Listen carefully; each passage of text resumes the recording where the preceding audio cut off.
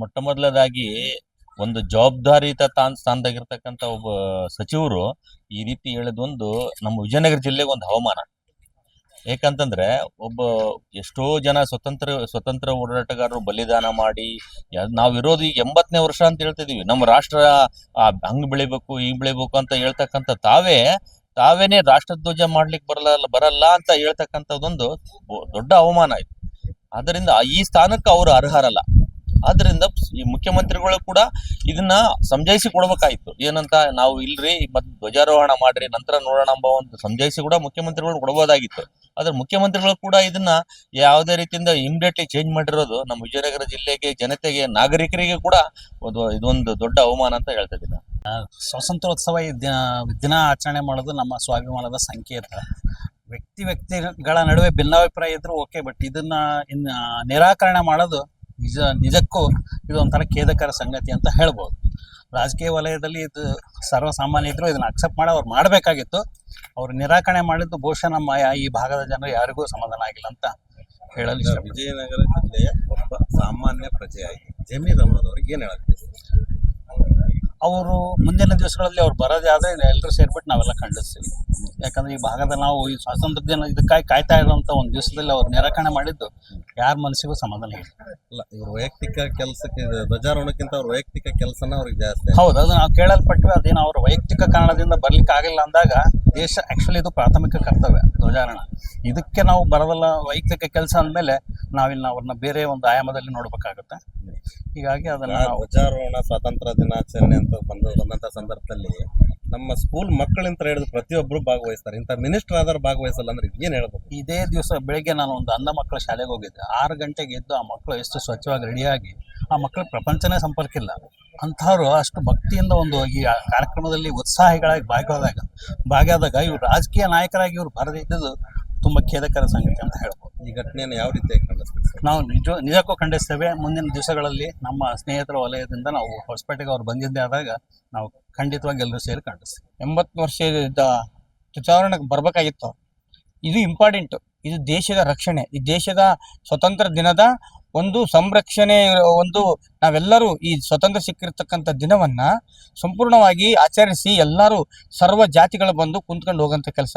ಇಂಥದಕ್ಕೆ ನೀನು ಬರೋಕ್ಕಾಗಿಲ್ಲ ಅಂತಂತಂದ್ರೆ ಈ ಸರ್ಕಾರ ಈ ಜಮೀರ್ ಅಹ್ಮದ್ ಅನ್ನೋನ ಮೊದಲೇ ರಾಜೀನಾಮೆ ಕೊಡಿಸಿ MLA ತಳಗಿಳಿಸ್ಬೇಕಂತ ಹೇಳಿ ನಾವು ರೈತ ಸಂಘಗಳಿಂದ ಖಂಡಿಸ್ತೇನೆ. ಯಾಕಪ್ಪ ಅಂತಂದ್ರೆ ಸ್ವತಂತ್ರ ದಿನ ಅಂದ್ರೆ ಏನ್ ಅನ್ಕೊಂಡಿದ್ದೀನಿ, ಇವತ್ತು ಭಾರತ ದೇಶವನ್ನ ಸಾರ್ವಭೌಮತ್ವದಿಂದ ನಾವು ಆಚರಣೆ ಮಾಡ್ತಕ್ಕಂಥದ್ದು. ಅದ್ರ ಜೊತೆಗೆ ನಮ್ಮ ದೇಶ ನಮಗೆ ಸಿಕ್ತಲ್ಲ, ಈ ಬ್ರಿಟಿಷರ ಕೈಯಲ್ಲಿದ್ದ ಬಂದು ನಾವು ಇದನ್ನೆಲ್ಲ ಸೇರ್ಕೊಂಡಿವಿ ಅಂತಂದ್ರೆ ಒಳ್ಳೆ ಒಂದು ಒಮ್ಮತದಿಂದ ಸೇರ್ಕೊಂಡು ಕೆಲವೊಬ್ಬರಿಗೆಲ್ಲ ಸನ್ಮಾನ ಮಾಡಿ ನಿಮ್ಮಂತ ಗೌರವ ಇರ್ತಕ್ಕಂಥವ್ರ ಕೂಡ ಕೊಡಿಸ್ಕೊಂಡು ಒಂದು ಗೌರವ ಸಿಗ್ತಕ್ಕಂಥ ಕೆಲಸಗಳನ್ನು ಮಾಡಬೇಕಾದಂಥ ಸಂದರ್ಭದಲ್ಲಿ ನೀನು ಈ ಕಾರ್ಯಕ್ರಮ ಬರೋದಿಲ್ಲ ಅಂತ ನೇರವಾಗಿ ಪತ್ರ ಬರೀತದೆ ಅಂತಂದ್ರೆ ಈ ದೇಶ ನಿನ್ನ ಹೆಸರಲ್ಲಿ ರಿಜಿಸ್ಟ್ರೇಷನ್ ಆಗಿತ್ತೇನೆ.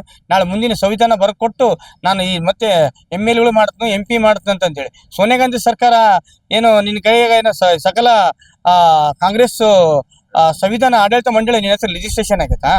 ನೀನು ಬಂದು ಇವತ್ತೆಲ್ಲ ನಾಳೆ ಮುಂದಿನ ದಿನದಲ್ಲಿ ಸೆಲೆಕ್ಷನ್ ಮಾಡ್ತೀನಿ ಅಂತಂದೇಳಿ ಪತ್ರ ಬರೀತಾರ.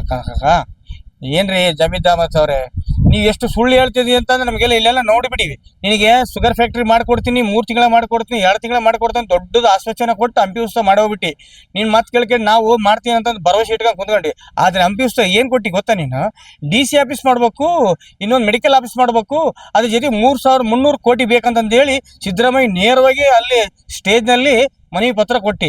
ಆದ್ರೆ ರೈತರ ಬಗ್ಗೆ ಮಾತ್ರ ಒಂದು ಕಿಂಚಿತ್ತು ಕೂಡ ನೀನು ಹೇಳಿಲ್ಲ. ಇಲ್ಲಿ ನೋಡಕ್ ಬಂದು ಅಲ್ಲಿ ಬಂದು ಅವ್ರಿಗೆ ನೂರಿಗೊಂದಿಷ್ಟು ಖುಷಿಯಿಂದ ಮಾತಾಡಿ ಹೋಗ್ತಕ್ಕಂಥ ಕೆಲಸ ಮಾಡಿ ಹೊರತು ಇಲ್ಲಿ ಇಡೀ ವಿಜಯನಗರ ಕ್ಷೇತ್ರವನ್ನ ನೀನು ಸುತ್ತ ಏನು ಮಾಡಿಲ್ಲ ಅಂತಕ್ಕಂಥದ್ದು. ಹಿಂದೆ ಇರ್ತಕ್ಕಂಥ MLAಗಳು ಏನು ಮಾಡಲಿಲ್ಲ, ನಿನ್ ಮೇಲೆ ಭರವಸೆ ಇಟ್ಕೊಂಡೆ ನೀನು ಏನು ಮಾಡಿಲ್ಲ. ಇಂಥ ವ್ಯಕ್ತಿಗಳನ್ನ ಮಾನ್ಯ DK ಶಿವಕುಮಾರ್ ಅವರೇ ಮೊದಲು ಇದು ಯಾವುದು ಸಚಿವ ಸ್ಥಾನದಿಂದಲ್ಲ MLA ಮೊದಲು ಕಿತ್ತೋಗಿರಿ. ಇಂಥವ್ರು ಇಟ್ಕೊಂಡು ನಮ್ಮ ರೈತರ ಕುಲಕ್ಕೆ ಆಮೇಲೆ ಇರ್ತಕ್ಕಂಥ ಸಾರ್ವಜನಿಕರಿಗೆ ಅವಮಾನ ಮಾಡೋಂಥ ಕೆಲಸಗಳನ್ನ ಮಾಡಬಾರ್ದು, ಆಗ್ತದೆ ಕೂಡ. ಹಂಗಾಗಿ ಈ ನೆಕ್ಸ್ಟ್ ಏನಾದ್ರು ಜಮೀರ್ ಅಹ್ಮದ್ ಅವರೇ ವಿಜಯನಗರ ಕ್ಷೇತ್ರದಾಗೆ ಹೆಂಗ ಜನಾರ್ದನ್ ರೆಡ್ಡಿಗೆ ಹೆಂಗ ಕಾನೂನಿನಿಂದ ತೆಗೆದ್ರು ಅದೇ ರೀತಿಯಿಂದ ನಾವು ಇಡೀ ರೈತ ಸಂಘದಿಂದ ಒಳಗೆ ಬಂದೆ ಅಂದ್ರೆ ಹೆದ್ದಾರಿ ಬಂದ್ ಮಾಡಿ ಹೋರಾಟ ಮಾಡ್ತೀವಿ. ನಿನಗೆ ಯಾಕಪ್ಪ ಅಂತಂದ್ರೆ ಗೌರವ ಸ್ಥಾನ ಇರೋದಕ್ಕೋಸ್ಕರ ಈ ಮಾತು ಹೇಳ್ಬೇಕಾಗ್ತದೆ. ನಿನಗೆ ಗೌರವ ಇಲ್ಲ ಅಂತ ನಿನ್ ಬಗ್ಗೆ ನಿನ್ ಹೆಸರೇ ಇಲ್ಲ. ಇಲ್ಲಿ ನಿನಗೆ ಜಮೀರ್ ಅಹ್ಮದ್ ಖಾನ್ ಯಾರು ನಮಗೆ ಗೊತ್ತೇ ಇಲ್ಲ. ಆದ್ರೆ ಒಬ್ಬ ಸಚಿವ ಆಗಿದೆಯಾ, ಆಮೇಲೆ ಹಿಂದೂ ಭಾಗದಲ್ಲಿ ಮನೆ ಸಚಿವ ಆಗಿ ಅಂತಂದೇಳಿ ಜನ ಹೇಳ್ತಿದಾರ.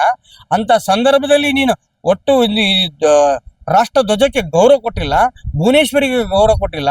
ಈ ವಿಜಯನಗರ ಕ್ಷೇತ್ರದಲ್ಲಿ ಇಡೀ ಭಾರತ ದೇಶಕ್ಕೆ ಗೊತ್ತಾಗಿರ್ತಕ್ಕಂಥ ಭುವನೇಶ್ವರಿ ಈ ಅಮ್ಮನಿಗೆ ನೀನು ಗೌರವ ಕೊಟ್ಟಿಲ್ಲ ಅಂತಂದ್ರೆ ನೀನು ಸಚಿವ ಸ್ಥಾನ ಇದ್ರೇನು ಇಲ್ಲಿದ್ರೇನ.